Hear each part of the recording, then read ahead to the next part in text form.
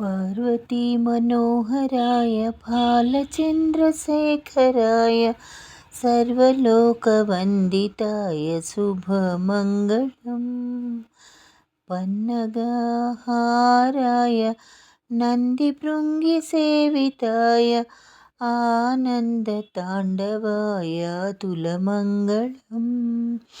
Kartikeya गुरवाय कामितार्थदायकाय श्रीगिरिवासिताय चारुमङ्गलम्।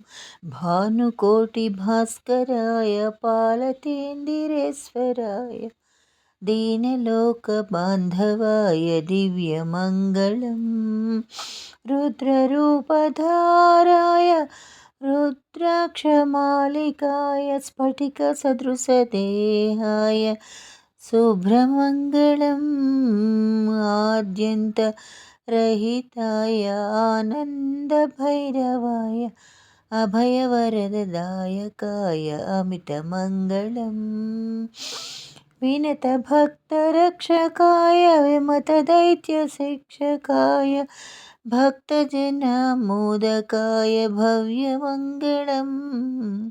महामहितान्विताय मदनदेहदग्धकाय मेरुशृङ्गवासाय महितमङ्गलम्। आगमान्तस्तुत्याय योगिहृदयसंस्थिताय भोगिराजकङ्कणाय भूरिमङ्गलम्।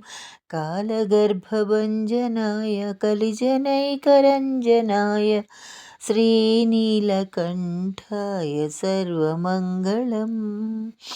श्रीनीलकण्ठाय सर्वमङ्गलम्। सर्वमङ्गलम् सर्वमङ्गलम्।